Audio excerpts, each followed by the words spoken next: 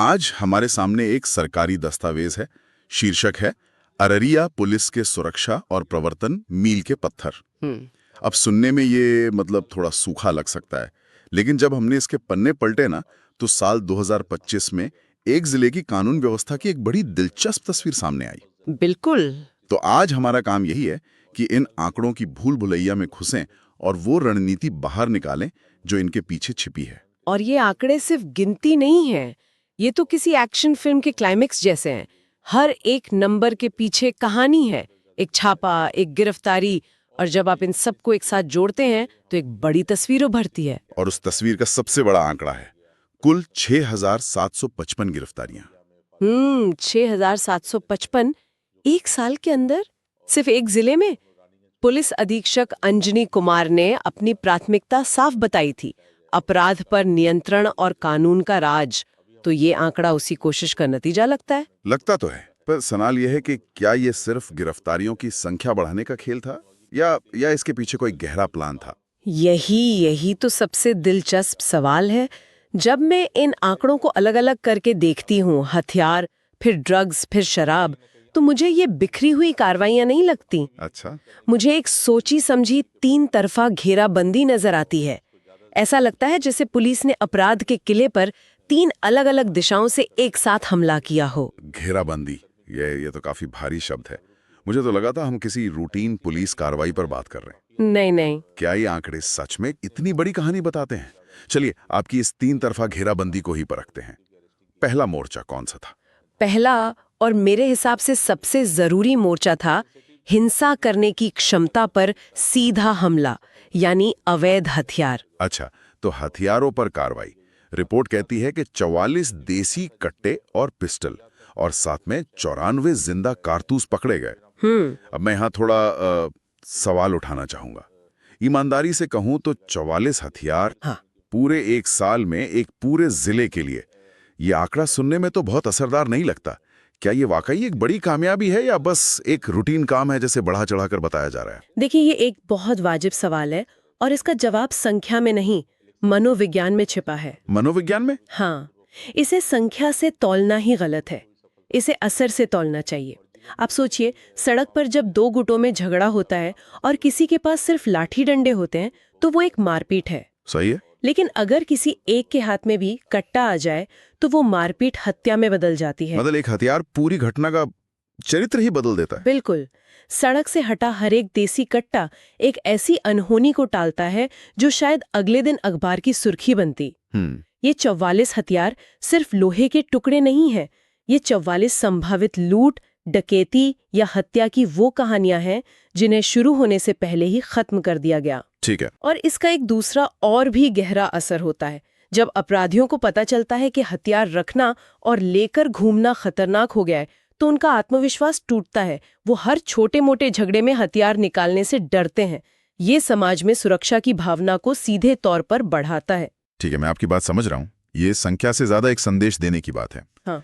तो ये तो हुई हिंसा के औजारों की बात, लेकिन हर अपराध के पीछे एक और चीज होती है जो उसे चलाती है, पैसा। हाँ, पैसा। और आज के दौर में नशे का धंधा उस काले धन की सबसे बड़ी फैक्ट्री है। इस रिपोर्ट में इस मोर्चे पर जो आंकड़े हैं वो तो वाकई हैरान करने वाले हैं। हैरान करने वाले ही नहीं, वो रणनीति के बारे में भी बहुत कुछ बताते हैं। रिपोर्ट में 2 मुख्य बरामदगियां हैं, 2.6115 किलोग्राम स्मैक या ब्राउन शुगर और लगभग 4,916 किलोग्राम गांजा।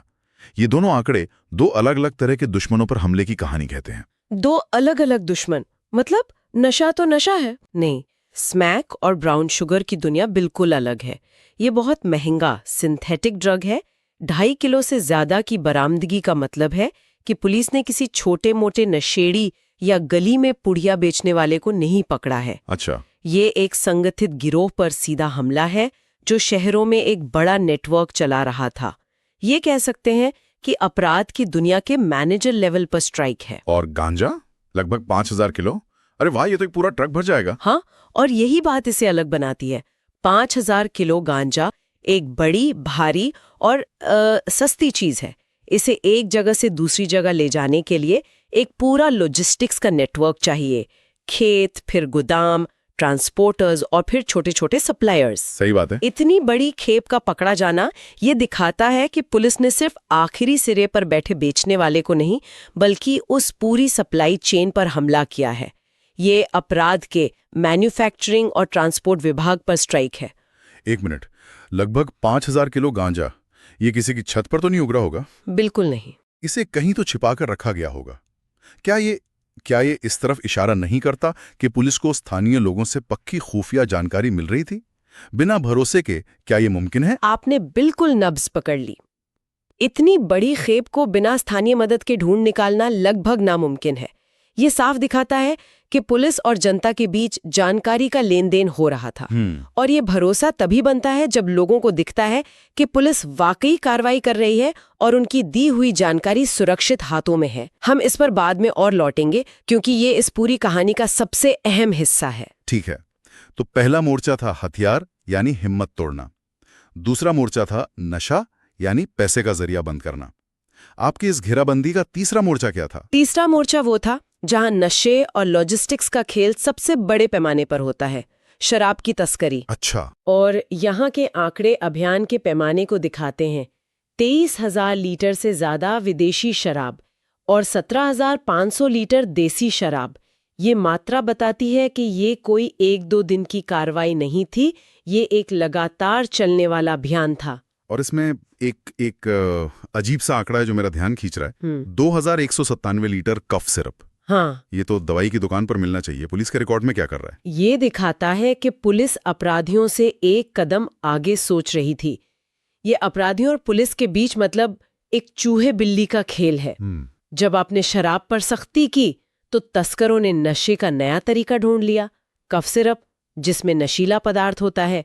पुलिस का कफ सिरप को पकड़ना ये दिखाता है कि वो सिर्फ पारंपरिक तरीकों पर ही नहीं, बल्कि अपराधियों के नए पैंतरों पर भी नजर रखे हुए थी।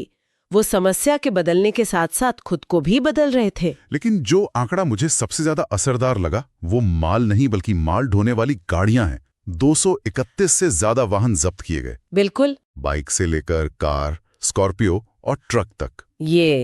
ये क्यों इतना महत्वपूर्ण है? और यहीं पर रणनीति का असली दिमाग और पैनापन दिखता है। आप इसे ऐसे समझिए, तस्करों के लिए शराब की खेप का पकड़ा जाना एक कारोबारी नुकसान है, ठीक है, जिसे वो झेल सकते हैं। लेकिन एक ट्रक या स्कॉर्पियो का जब्त होना उनके धंधे पर हार्ट अटैक जैसा है। अच्छा। माल तो कल फिर खरीदा जा सकता है, पर एक नई गाड़ी खड़ी करने में महीनों और लाखों रुपए लगते हैं। ये उनके पूरे ऑपरेशन की कमर तोड़ देता है। वाह, ये एक बेहतरीन नजरिया है।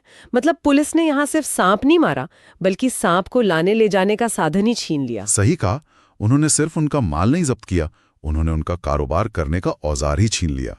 231 गाड़ियों का जब्त होना दिखाता है कि पुलिस का मकसद सिर्फ बरामदगी दिखाकर वाहवाही लूटना नहीं था, बल्कि तस्करों के पूरे नेटवर्क के बुनियादी ढांचे को तबाह करना था, ताकि वो जल्दी से दोबारा खड़े ना हो पाएं। तो अगर मैं इन तीनों मोर्चों को एक साथ देखूं, तो ये सिर्फ 3 अलग-अलग कार्यवाहियां नहीं थी, ये तो एक दूसरे से पूरी तरह जुड़ी हुई थी। बिल्कुल। हथियार छीनकर हिंसा करने की हिम्मत तोड़ी, नशे का पैसा रोककर आर्थिक तौर पर कमर तोड़ी और गाड़ियां जब्त करके उनके हाथ पैर ही काट दिए। ये तो सच में एक घेराबंदी लगती है। बिल्कुल, ये अपराध के इकोसिस्टम पर एक सोचा समझा हमला था। जब आप एक ही समय में हिंसा के औजार, अपराध का ईंधन यानी पैसा और एक बड़े संगठित अपराध की लॉजिस्टिक्स पर हमला करते हैं, तो आप पूरे आपराधिक नेटवर्क पर ऐसा दबाव बनाते हैं कि उनके लिए सांस लेना भी मुश्किल हो जाता है। और अब मुझे वो बात समझ आ रही है जो आपने पहले कही थी, जनता का सहयोग। हाँ। एसपी अंजनी कुमार ने रिपोर्ट के आखिर में इस सफलता का श्रेय अपनी टीम के साथ साथ आम जनता के सहयोग को भी दिया है। हाँ। तो उनका ये बयान सिर्फ एक औपचारिक धन्यवाद नहीं था, बल्कि वो अपनी रणनीति का सबसे बड़ा राज बता रहे थे। हाँ, ये इस पूरी कहानी का सार है। पुलिस कितनी भी बहादुर या आधुनिक क्यों ना हो, वो हर गली, हर मोहल्ले में मौजूद नहीं हो सकती। सही बात है। उनकी आंखें और कान वहां के लोग होते हैं। इस रिपोर्ट में जो सफलता दिख रही है, उसकी नींव जनता के भरोसे पर रखी गई है। ये एक 2 तरफा सड़क है। पुलिस की ठोस कार्रवाई से जनता में विश्वास पैदा होता है और जनता के उसी विश्वास से पुलिस को वो खुफिया जानकारी मिलती है जो उसे और प्रभावी कार्रवाई करने में मदद करती है। ये एक सकारात्मक चक्र है। बिल्कुल। तो अगर हम इस पूरी चर्चा को समेटें, तो 2025 में अररिया पुलिस ने सिर्फ अपराधियों को नहीं पकड़ा, बल्कि अपराध करने के पूरे सिस्टम पर हमला किया। ये सिर्फ घटनाओं पर प्रतिक्रिया नहीं थी, बल्कि एक आक्रामक और सुनियोजित अभियान था जिसने अपराधियों के सोचने, समझने और काम करने के तरीके को निशाना बनाया। एकदम सही। ये सिर्फ आंकड़ों की कहानी नहीं है, ये एक रणनीति की कहानी है जो इन आंकड़ों के पीछे काम कर रही थी।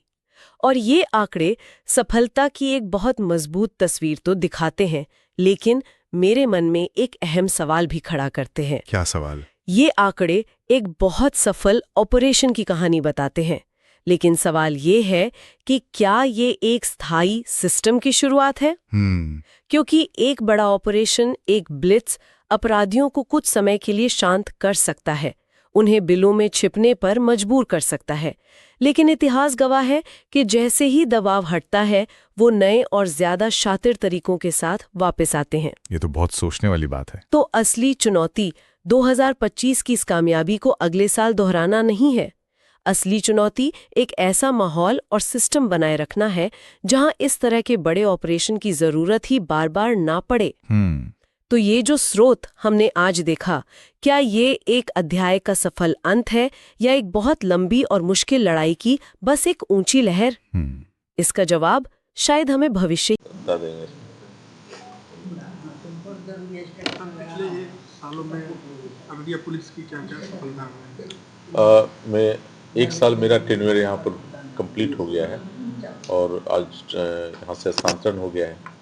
एक साल के दौरान जनवरी में मैंने ज्वाइन किया था, 1 जनवरी 2025 को ज्वाइन किया था, और एक साल में यहाँ एक वर्ष के अंदर जितने भी केसेस हुए, चाहे अननोन केसेस हो, अननोन केसेस हो, सभी में काम करने का प्रयास किया गया और मैक्सिमम अरेस्टिंग करवाई गई। जो कांड के जो अभियुक्त थे उनके ज़्यादा से ज़्यादा गिरफ्तारी करवाई गई और भी कई इनिशिएटिव जो थे यहाँ पर लिया गया। जैसे सीसीटीवी कैमरा का एक जाल बिछाया गया प्रशासन के सहयोग से, अररिया में, फारबिसगंज में, जोगबनी में, नरपतगंज में, जोकीहाट में, और हाल फिलहाल हम लोग रानीगंज को प्रयास कर रहे थे कि रानीगंज में भी इसी तरह का सीसीटीवी का कैमरा का जाल बिछाया जाए और उसका कमांड एंड कंट्रोल एक जगह रखा जाए। अभी हम लोग का जो पुलिस कंट्रोल रूम है उसमें कमांड एंड कंट्रोल रूम सबका है और इसको हाईटेक करने की कोशिश किया गया है। टेक्नोलॉजी के प्रति पुलिसकर्मियों को झुकाव और उनके प्रति इंटरेस्ट लेने का इंटरेस्ट लें, इसके लिए सालों भर प्रयास किया गया और इसमें कहीं ना कहीं आंशिक सफलता भी मुझे मिली और अभी भी बहुत करने की ज़रूरत है। अभी भी टेक्नोलॉजी के प्रति इन लोग को जागरूक और उसको ज़्यादा से ज़्यादा यूज़ करने इसके लिए ज़रूरत है। हमने उसको पूरे साल में प्रयास करते रहे और मेरे कई पुलिसकर्मी जो इसके प्रति काफ़ी जागरूक भी हुए हैं। अरेस्टिंग का फिगर जो है वो काफ़ी अच्छा है, अभी के जितने भी साल है उससे सबसे ज़्यादा इस पर अरेस्टिंग है। 6860 व्यक्तियों की अरेस्टिंग की गई है, विभिन्न धाराओं में अरेस्टिंग की गई है। कुछ सेंसिटिव घटना भी घटी साल के अंदर, एक साल के अंदर, उसके भी सफलतापूर्वक उद्भेदन किया गया पुलिस के द्वारा और उसमें गिरफ्तारी की गई है। साथ ही साथ कुछ सेंसिटिव घटना था जिसमें सज़ा तक को अंजाम को पहुंचाया गया है, सज़ा भी दिलवाया गया है। इवन आपको मालूम होगा कि होली के वक्त पर एक पुलिसकर्मी पुलिस की गाड़ी पर अटैक कर दिया गया जिसमें पुलिसकर्मी की मौत हो गई। उसमें भी सभी अभियुक्तों को सज़ा दिलवाया गया, उम्र कैद की सज़ा हुई उसमें। और इसी तरह के बहुत सारे केसेस थे, सेंसिटिव केसेस थे, उसमें लोग खुद मॉनिटरिंग कर रहे थे और सज़ा दिलवाने का प्रयास कर रहे थे। तो ये साल काफ़ी अच्छा रहा, इलेक्शन का वर्ष भी रहा, विधानसभा चुनाव भी शांतिपूर्वक हुआ, कहीं से एक घटना नहीं हुई और उसको भी सफलतापूर्वक निकाला गया। और ज़िले में जितने भी तमाम जो यहाँ के जिलावासी हैं उनका भी काफ़ी सहयोग रहा, खासकर मीडिया कर्मी का भी बहुत अच्छा सहयोग रहा और इसके कारण सफलतापूर्वक एक वर्ष सब निकाल पाए। बहुत बहुत धन्यवाद।